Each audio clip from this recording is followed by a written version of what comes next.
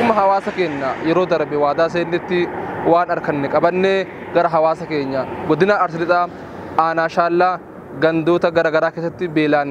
rakkachaa jiran bira deemuudhaaf an Oromiyaa magaalaa Finfinnee irraa kaanee imala keenya gara godina Arsii gochaatiin jirra. أنا بلو يا لميتيا أنا بلو يا قموتيا أنا بلو يا هذا الفاتي أنا بلو يا هذا الماتي أنا بلو هاتي بيلتي كبدي بلسيتي انت الموه باتي يكاتي سيلاك سيبدي نسنتاتي نادموويتي سيلاك سيبدي نسنتاتي نادموويتي أنا بلو يا أباخيا أنا بلو يا أميتيا السلام عليكم ورحمة الله وبركاته المان أرمودا بيلا بيخيس جرتن خنين ميديا فرتو داوة جرتن أكسما لمي ميديا خنين داوة جرتن بيلا بيخيس جرتن ويارا قدنا أرسي لطا أنا شالله مقالة جيت أرقم نورمي مقالة فينفني را كيلومتر دبا لما فرتما قد أمره شاشمني كيس دبره مقالة جيت نجر حواسا كينيا خليسا رافتي بوجاتي قطاتي قوفي والقوبسي وفيف ميتي أولا فيزقه yeroo dheeraadhaan jiraachaa ture yeroo ammaa kana beeltii dadhabsiisir ummata diinni dhufaa darbaan hundum guyyaa tokkollee hin gambroonfanne beelli harka qabdee jilbifacheetiin jirti kanaafuu hawaasni keenya biyya alaa biyya keessa jirtan akkuma baratan akkuma Boorana Gujii Baale Arsii kallattii hundaa fi gama hundaan qarqaraatti turtan ammallee hawaasa keenyaaf akka qarqaarsa gootan dhaamsa bal'aan isin goona kanumaan wajjin guyyaa har'aa Dr. Qamar Hussein Haji Hasan Watticha Sheikh Mustafa Haji Siraj Gammadii fi akkasuma Abdii Hulleeti Ustaz Munashid Engineer Haji Abdurrahman Hussein saahiba kiyya qaayidha egaan hawaasa keenya bal'aa kanneen biyya alaa keessanii biyya keessa yaadatanii bakka abootiin qabeenyaa gurguddoon godina Arsii Lixaatii fi magaalaa Shaashamannee illee callisanitti isin ammoo hin callifnu jettanii obboleewwan keenya biyya alaa jirtan obboleettiin culillee Suud Arabiyaa irraa South Africa irraa Kadir Kamal warroota qarshii kuma dhibba nuu kennitan akkasuma warra garee birmannaa aanaa Shaallaa Afoshaa Arsii Laangannoo Furtuu miidiyaa akkasuma garee Alhayaat hundi keessan galatooma horaa bulaa deebana dagaaga daraaraas ni jechaatini namoota gurguddaa dhaabsiseetiin jira waan ta'eefin sagantaa bal'aa fi deeggarsa bal'aa arra jaallallee waan ta'eef itti deebina inshallah nagaan naa jiraadha assalamu alaykum wa rahmatullahi ta'ala wa barakatuh ya lammi tanto khottu simbana ya lammi tanto khottu simbana ana simale ewali ana walif nana kabajamo Dr. Qamar Hussein kabajamo Engineer Abdurrahman Hussein kabajamo Haji Siraj Gammadii kabajamo Haji Mustafa kabajamo Haji Hasan Watticha akkasumas Furtuu miidiyaa guyyaa har'aa deeggarsa ummata aanaa Shaallaa sababa hongeetiif miidhamaniif deeggarsa midhaani nyaataa gosa daakuu kiiloogiraama 25 baay'isuu 700 yookaan ammoo kuntaala 175 tilmaama naannoo 800tti tilmaamamuun abbootii warraa 800 oliif ga'uu danda'u guyyaa har'aa garee birmannaa ummata aanaa Shaallaa fi garee Alhayaat Dr. Qamar Huseenii fi akkasumas Haji Hasan Watticha Engineer Abdurrahman Hussein dabalatee jiila isaa waliin durfamuun aanaa Shaallaatti argamuun ummata aanaa Shaallaa sababa hongeeni miidhamaniif deeggaruudhaaf iddoo kanatti argamanii jiru kabajamoo obbo Abdii Hullee toota abbootii amantaa aanaa Shaallaa keessa jirtan ummata aanaa Shaallaa keessummaa deeggarsaa fi midhaan qabatanii dhufan harka fuudhuudhaaf iddoo kanatti argamtan hundi keessanuu baga nagaan dhuftan keessummoonni kennallee ummata kenna deeggaruudhaaf asii argamuu keessaniif baay'ee isin kabajinaa baga nagaan dhuftan isiniin jenna. Uqama ummanni kun qabu kana argitanii isin nu bira dhaabachuudhaaf dhuftanii keessattiyyuu wanni kennaa kun xiqqoo jechuun hin danda'amu. Sa'aatii ofii namni wareegama guddaa kennee namooma jechuun ummata ofiitiif qabsaa'u jechuun ummata ofiitiif wareegamuu jechuun isa kana malee suuraadhaan yookaan immoo hojii kana hojii siyaasaa godhatanii deemuun osoo hin taane ummata akkanatti beela'e kana cinaa dhaabatanii arguun waan guddaa akka ta'e karama kanaan dhaamsa isin dabarsuu barbaada. Deeggarsi hadha isin gootan yoo xiqqaate qarshii tilmaama 800 ta'uu danda'u fi kumtaalatti yoo deebifne kumtaala 200 ta'uu danda'u. Deeggarsi isin nu gootan kun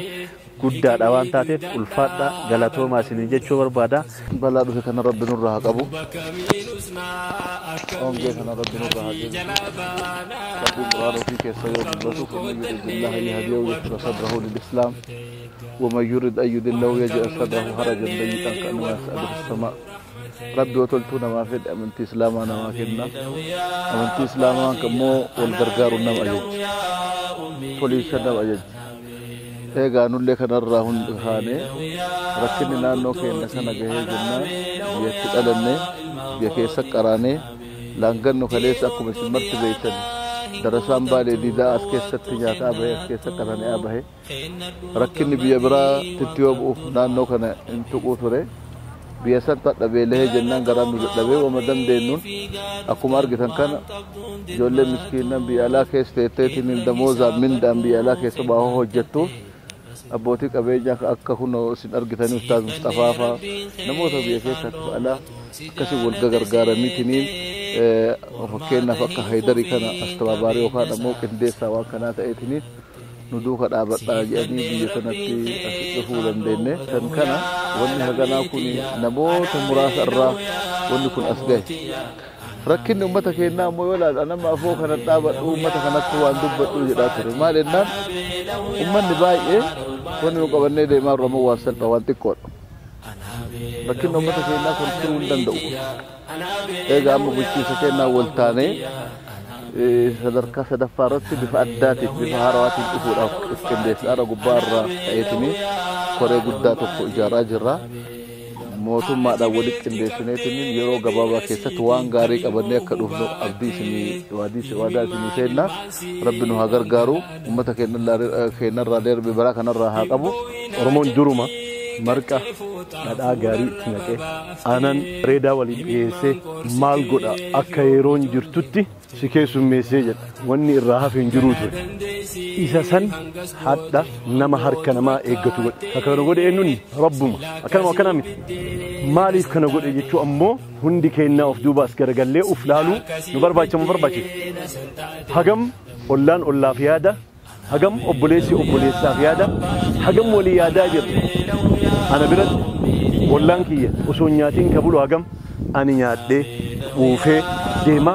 ana biratti obboleessi kiyya ka huccuu hin qabne ka qullaa deemu hagamtuu jira kana laaluu qabna macsiyaan kennallee maalinni balaan tokko hin bu'a balaan sun ammoo hin ka'a yoo ka'us waan bu'een san maaliif bu'ee eega'anillee uf qoradhee uf laalee keessoo kiyya maali rakkoon kee jedhee uf laale rabbitti eegadee rabbi nurraa kaase wallaahi balaan kun midhaan kanaa miti waan manaan kumtaala 100 isinii gahu yoo isinii finne wallaahi bu'aan qabu wanni bu'aa qabu rahmanni rabbi roobni rabbi yoo roobe qofa illah biyya gaafa san argine san hadda qananiitee argine jennee isii daa'otu farra wannoo fidaaf warra dhufu rabbi nu godhin gargaarsa isinii fiduuf warra dhufu rabbi nu godhin warra maaliif dhufu rabbi nu haa taasisu beeytanii dhufnee marga biqilee boqqollaa bahee mishingaa bahee laaluuf dhufu rabbi nu haa taasisu rabbi warra san irraa nu haa taasisu rabbi khayriitti walitti nu haa deebisu warra gartee sagantaan akka qopheessee asitti ba'anii asitti nu eegan warra bulchootaatillee rabbi gartee jazaa isinii haa deebisu jenna galatooma isiniin jenna warra ammoo humna ofii dayfa ofii xuruuratee biyya alaa keessa ta'ee qaraxiitii takkallee taatu ummata kana bira na haa geessu jedhee dhufe rabbi isaaniillee rabbi jazaa haa deebi'uuf jenna rabbi isaaniillee jazaa haa deebi'uufi waan godhamu tokko ka arguu qabu eenyu beeytanii rabbi qofa abbaan fedhe yoo arge kumtaala 100 naa fide eebalu yoo jedhe jazaan inni sii godhu taa hadda si galatoonfatu ta rabbi ammoo duniyaa irrattillee akhiraa irrattillee bu'aa sii buufti kanaaf hundi kennaa waytii goonu rabbii ana qabaataa na godhee rabbii ana birrii takka naa kennee isa kaan birrii takka dhoorgate saniif kennee namma gaafii isin gaafadha hin dubbate maqseen kun hin boo'ee بوتا ربي نوها رقب ربي نوها رقب ربي نوها رقب ربي نوها رقب nama wayii akkanaa galatoonfattan barbaada. Maali? Dargaggummaan mucaan Haydar jedhan kun beela kana maqaa dha'ee jennaan waldaa inni barbaade san seenan. Hin seenu wali. Maqaa ummata beela'ee dhumaaru daa'imni kun maqaa kiyyaan maqaa qamadha'ee jennaan duubatti hin deebinu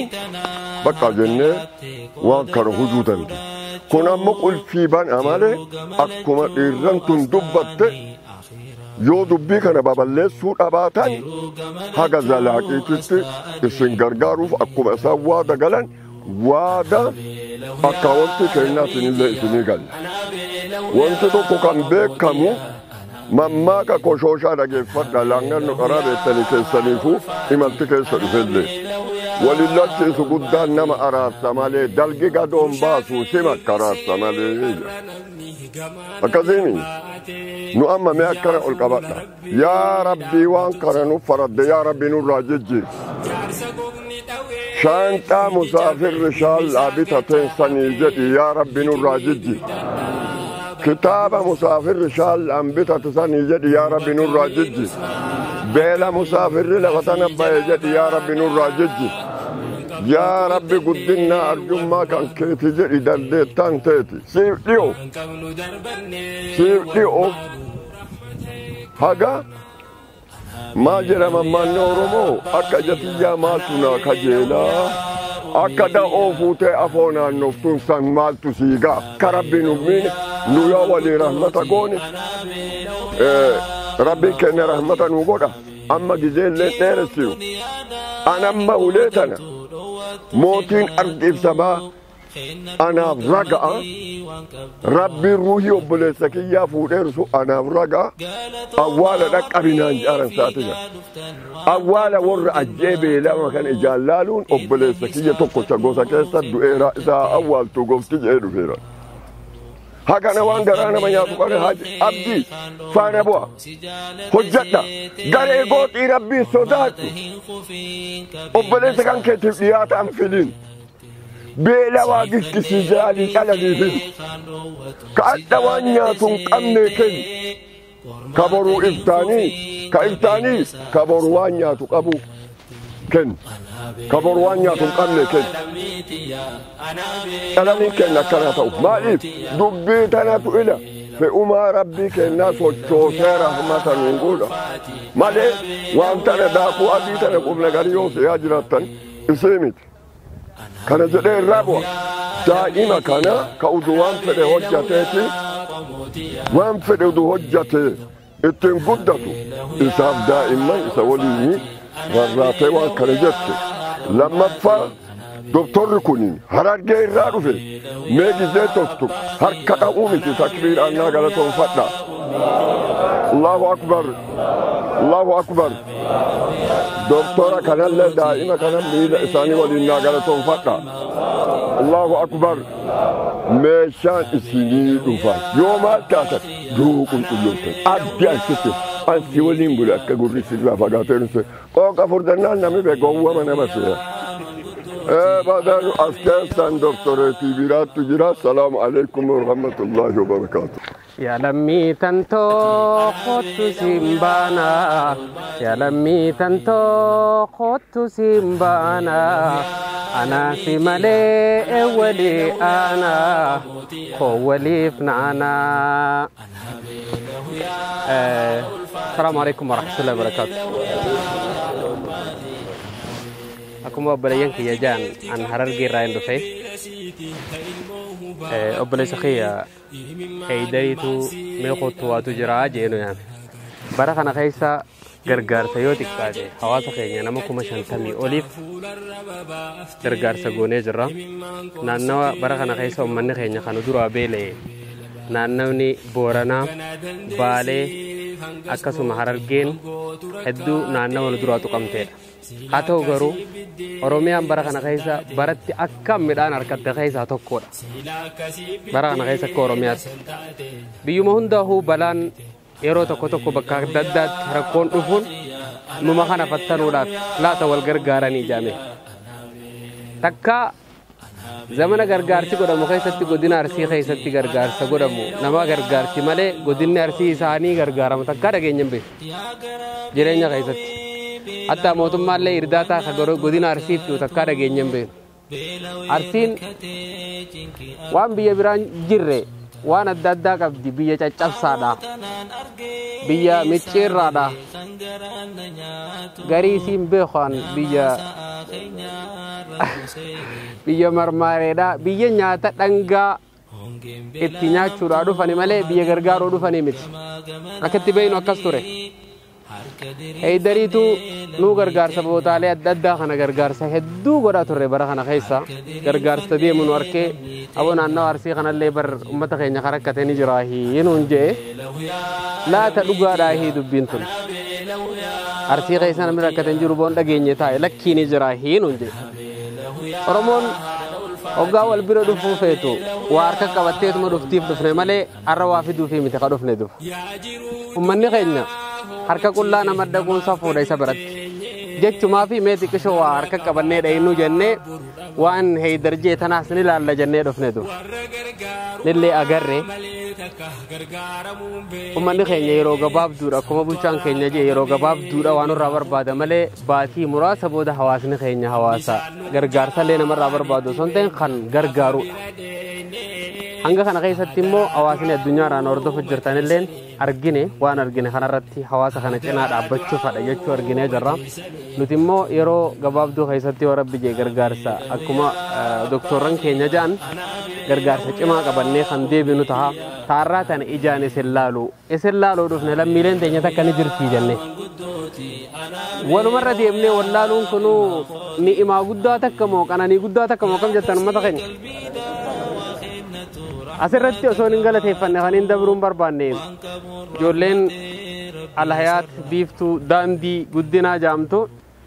mee ustaaza keenyaan barsiisaadha ustaaza keenya waan kana harka qabadhu isaan bira nuu dhaqi jaanii isaaniitutu nama kabajaa nama godha isaanii kabajaa na godhaanis akkaan isin bira harka duwwaan dhufne na godhe isaan sanillee akkana galatoonfattaniin barbaada akkasigaa yoo rabbi jee ijoolleen teenya tunis gargaarsa adda addaa akka isiniif gootuu fi akkasuma namoonni adda addaatis kan addunyaarraa sagalee keenya dhagaan hawaasa keenya akka gargaaran asumaan afeerraa isaan afeerraa biyyi teenya biyya quufaa biyya nagayaa nuuf haa taatu. Mee amma wanni goon mee doktor mee ol ka'a naa ajajama isinillee onnaa ka'a isin sadii ol ka'a koottaas asuma naa dhaabadhaa kootta isa dhafnoo koottaas akkuma koottaa. Adamoo nyeree fakkanaalaan dubbi mee namni jedhan haa jaalattamee harka baasa Allahu akbar Allahu akbar jarana yoo ofii uf nyaanne malee yoo ofii uf falfalle malee ilmaan tun nu keessaa baate hin shakkinaaree jarri tun nu keessaa baate rabbi nu keessaa haa tursiis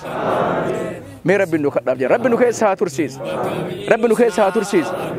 rabbi hin danda'a qabeenya isaanii qabeenya gugurda qabeenya ulfaata rabbi nu haa godhu rabbi nu haa godhu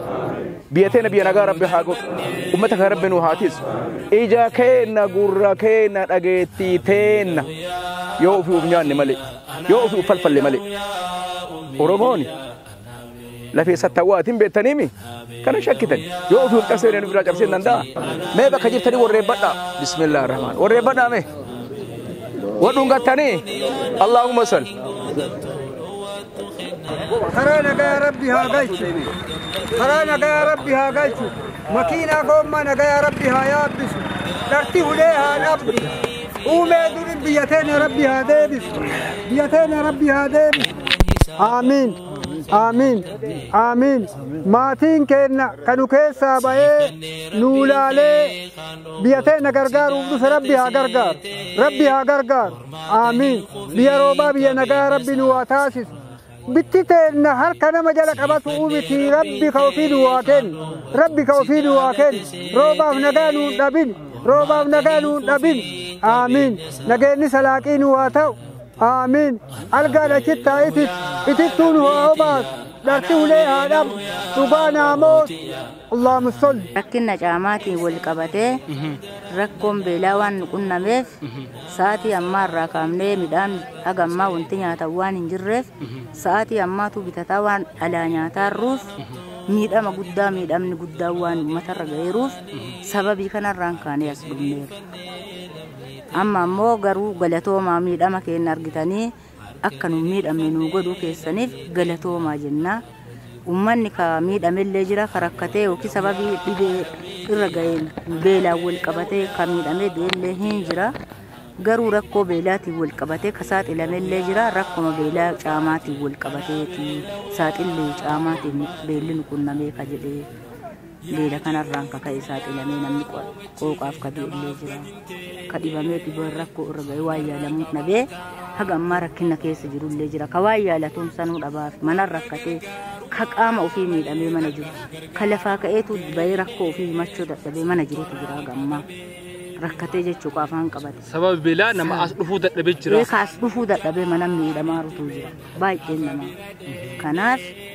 kan dandeettii qabu hunda dhufeetu kun rakkoo ofii ibsatee rakkoo ofii hiikkataa jira. Ka rakkoo sanuu dhufee hiikkatu hin dandeenyetu mana jira.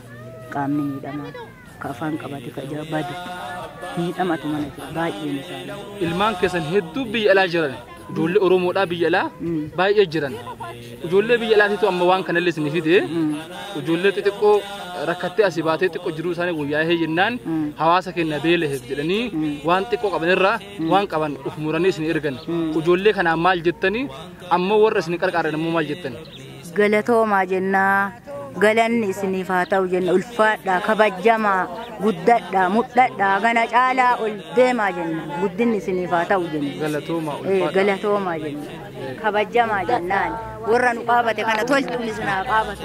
Ulfaadhaa garaan keenya isinaa eebbisu. Garaan isinaa eebbisu nama waan biraatiin. Bakka yaaddan gayaa. Yaadaan dhageessa waan ni haguugu. Waan isin nu argitanii rakkataa keenya hin to'anna jettaniif waan hin qaabanne isinaa shallamu. Rakkoon hin jiru. Kabajamaa gammachuun keenya maatii keenya hunda haa dhaqqabu. Amiin. Uummata keenya waa takkan isin jedha. Hawaasni amma kanatti gammadee fuulli isaanii kun ifee du'aayi bareedduu fi miidhagduu sana isin godhaa jiranii Culullee, Nasree Aanollee, Abuu Yahyaa, Khadiir, Kamaal, Alii fi namoonni biraa hedduun jirtan gaamaqaa keessa yaabeen xumuruu. Osoo dabareen midhaan nuti finnee isaan hin dhaqqabiin duubaan ta'anii kama hawaasni isaanii obboleewwan isaanii achi fudhatanii gammadanii ashaqanii osoo harcee kiiloo takka illee argatin akkana gammadanii du'aa isin godhaa jiranii hawaasa addaati hawaasa takka seenaa keessatti beelee hin beekne hawaasa rakkataa rakkinna baasu malee fi rakkatee hin beekne hawaasa akkasittu guyyaa har'aa as jira. Kanaafuu dirmannaa bal'aa fi yaamicha bal'aa isin goona isinillee ulfaadhaa. Ilmi namaa ilma namaatiif homaa gochuu hin danda'u. Ilmi namaa ilma namaa beela baasuu hin danda'u. Ilma namaa kabeela baasuu danda'u Rabbi qofaa. Hunda keenya hoo Rabbi nu haa dhaqqabu. Ijoolleen teessan har'a karaa baharaatiin saharaa keessa gammoojjii keessa qaxxaamurtee biyya alaa deemtee rakkattee biyya alaatti osoo rakkattu osoo faranjiin ija hamtuun laaltu osoo arabni ija hamtuun laaltu osoo foqii gubbaa fuudhanii darbanii osoo ka barbaade qalee ijoollee karaa gubbaggatu ijoolleen sun hafteen ijoollee sanii arra waan xiqqoo tan isin dhaqqabdee wanta waadaa isin seenu yoo umriidhaan jiraanne inshaallah beela keessa hin baatanii ijoolleen gocha kana goote yookaahuu kennaa kana isin kennite deebitee deddeebitee ammallee hin gootii. Kanaafuu isin jabaadhaa rabbiin kadhadhaa rabbiin qabannee beela keessa illee hin baana hin jabaanna hin guddanna Afrikaa bira dabarree addunyaatti illee qixxoomna. Akkam jettani? Allahu akbar. Allahu akbar. Naajiraadhaa horaa bulaa deebanaa dagaaga daraaraa isin jaaladhaa naajiraadhaa ishii quufarra walitti dachaana quufarratti amma yoo rabbi jedhe quufarra walitti dachaana amma beelaa walitti dhufnee quufarratti walitti dachaana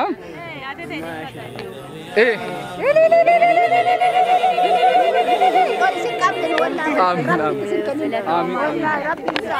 آمين آمين